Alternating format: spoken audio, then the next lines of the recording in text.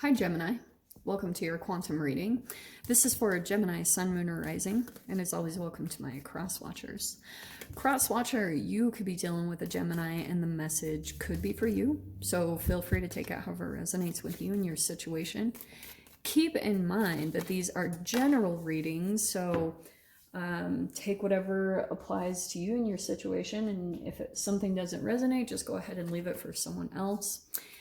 If you guys are wanting to book a one-on-one reading, my website information is down below in the description box. You can go ahead and just subscribe your email there, and I will send out a very nice, easy, convenient email blast whenever the availability opens back up. And as always, thank you guys so much for liking, subscribing, and for all the ways that you've supported the channel. I appreciate it so much. Sorry, I keep hiccuping. Okay. I should be all right now. Gem. Okay, so let's see what random crazy thing comes out in your reading today. Okay, yeah, freaking. I love this card. Okay, freaking yeah. Okay. Okay, you could be in this energy, Gem. Oh, yeah. Cool. Okay, we have the One and the Crone. These are really freaking powerful energies, because this is almost like the Crone. I always talk about this as a 3-step archetypal development: Maiden, Mother, and then the Crone.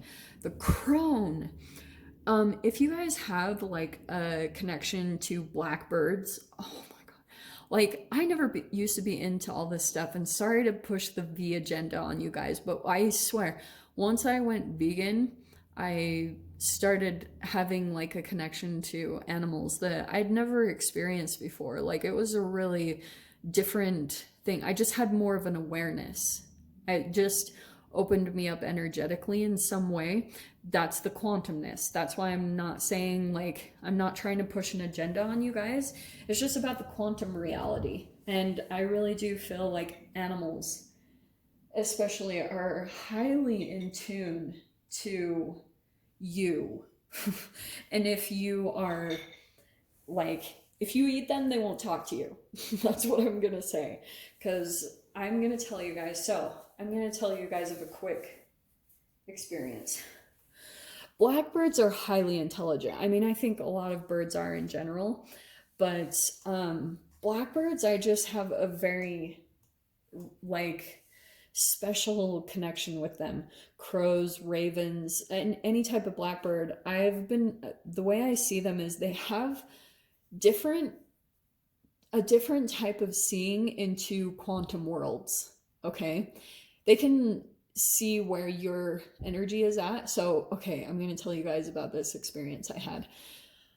So I was living in Mexico for a while, and I had this crazy experience where I was negotiating with these Italian guys on rent there, because I knew that they were screwing me over. I found out that they were like trying to charge me 3 times more what the place was for rent. And so we got into this huge negotiating battle, and we both got very stubborn. That was the entanglement, because I was pretty PO'd when I found out that they were trying to, like, you know, kind of take advantage and things like that. So, and that's a lot of shadow stuff that I could get into for days. But what happened was I found this blackbird out on the street, and he was just staring at me, and I started feeding him. I randomly had a bag of walnuts in my hand, so I started breaking off little pieces and feeding the bird, and it turned into this thing. Like all of a sudden I had all this awareness that like he was kind of breadcrumbing me and he was gonna bail out, and that's exactly what happened. The bird kind of kept like feeding, and then all of a sudden out of nowhere he lost interest and flew off, and I was like, what in the world? And that's exactly what happened with the Italian guy. So that's why I was talking about, like, animals are amazing. Like, they can kind of give you a heads up, or like predict in a way kind of a frequency that you're on, and they can reflect certain realities. So that's why I was saying the crone is very powerful. It's high psychic abilities. It's kind of like someone It's a little bit of some type of information that's going to come into you very quickly. And I think it's about another person that you're dealing with. Okay. Because, right, there's the crone. Okay. The one, that's about you, like totally like Neo Matrix style, totally connected into the universe. And then we have the Maiden of Cups. Okay. So that's why I was saying it could be about some type of new thing that's entered your life that you're trying to get balanced about. You're trying to get some clarity. You're trying to see truth. This could be contracts and commitments. So you're trying to like kind of see into a situation too. Just deciding. That's what it feels like, is that you're deciding on a person or you're deciding on a situation. So let's dive into this. Okay.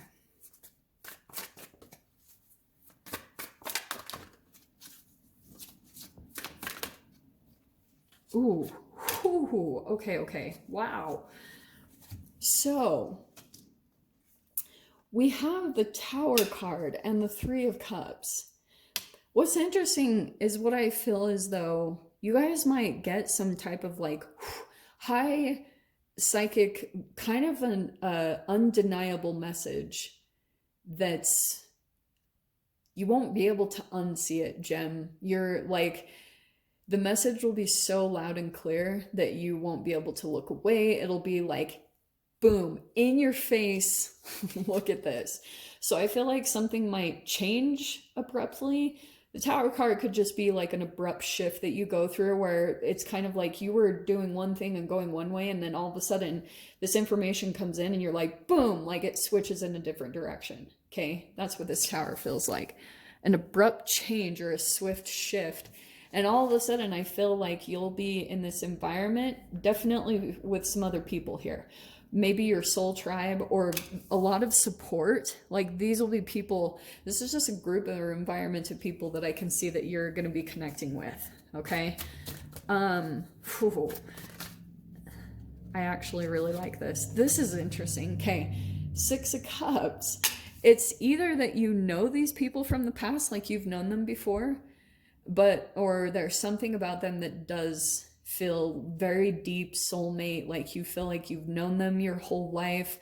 It's that type of connection. That's what's coming in. This Tower feels very positive so far, but it's kind of like whatever this is that you're pulling into, it is going to make you feel very nostalgic. It's going to start making you think about something from the past.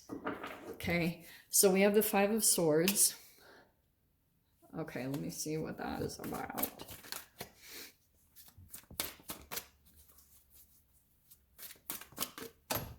Okay, this is what I'm going to tell you, what I'm picking up on. There's kind of like a bad egg in the bunch, okay?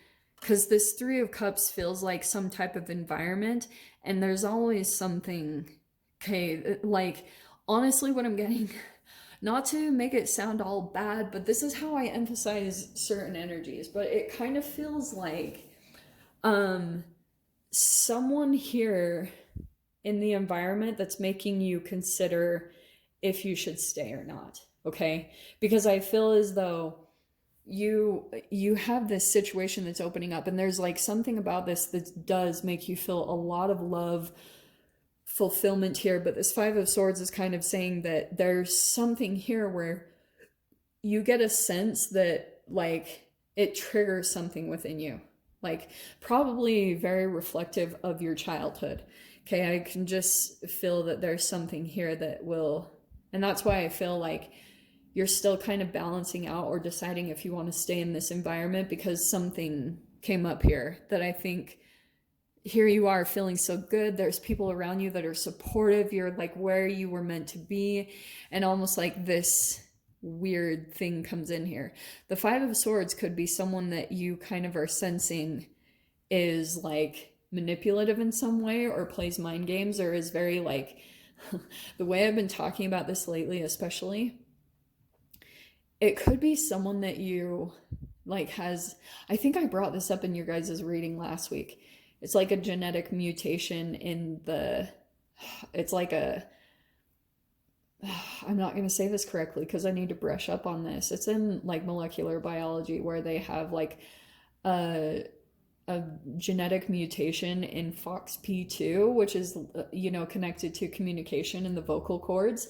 And I was like, I really do think that's kind of like why a lot of us are experiencing so many issues when it comes to communication, that things aren't what they seem. And that's what it feels like. It kind of feels as though something is off in the communication and you pick up on it. There's something where you're like, ooh, doesn't feel quite right. So Ace of Pentacles, there's like a new door opening here too, like a new opportunity. Let me dive into that one.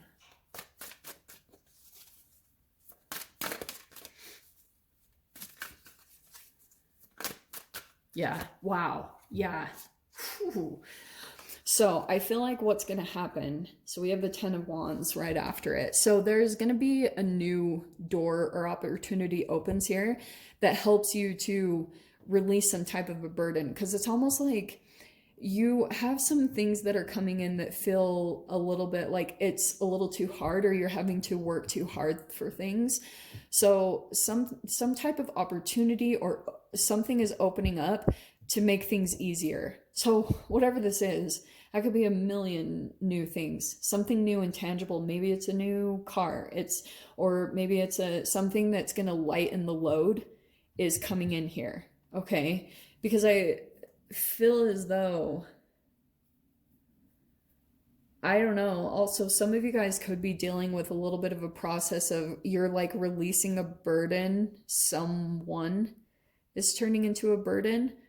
Like, I don't know, because you do have the Fool card. It's like a brand new cycle is opening up for you. And I feel as though this opportunity is going to open up for you in the next little bit. And you're going to have to kind of like trust that this is meant for you at this time, that this is where you're supposed to be, that this is what, like, because it will take a little bit of a leap of faith. Okay. And it's interesting because I feel like you're very much so cautious about what you're doing. Like you're pretty much just having to rely on like any intuitive downloads that you get. You're like trying to make sure that everything, that the decisions that you make, that you're really connected to yourself in every way, shape, or form, because that's the only way that you're really going to trust any type of information that comes into you when it comes to taking a leap towards something. It's like you're having to be connected to the universe before you would trust anything. That's what I'm seeing here. You're like, no, if I'm not in alignment, that you're not totally trusting, like, even decisions that you make for yourself. You're like, which is, I almost feel like it's a catch-22. Like you're not really trusting to dive into things unless you're at this perfect state. And it's like, no, just dive in. It feels like if you get the intuition, or you feel like something very powerful comes in to pull you in, and you feel like it's completely aligned with your higher purpose and what you're meant to be doing, dive in, because it might almost be you have something sneak up from the past that like is reflective of the past.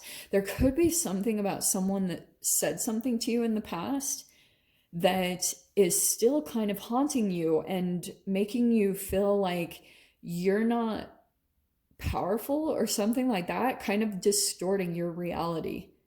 It's affecting your ability to dive into something that would be very beneficial for you, and it probably would bring in some type of income. So that's what I feel like is this heavy energy. You might not even be totally conscious of it. It was something that was said to you that was total bullshit. Sorry. So yeah, Gem, that's your process right now, is trying to release that.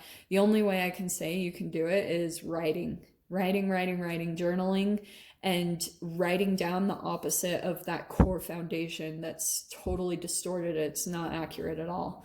But I will dive into the extended. We'll see what the Fool is all about. If you guys want to join me over there, of course, feel free. Go down below, click on the Vimeo link, and I'll see you over there. But Gemini, if this is where we leave things, I'm sending you guys so much love, wishing you all the very best, and I'll see you in your next reading. Take care.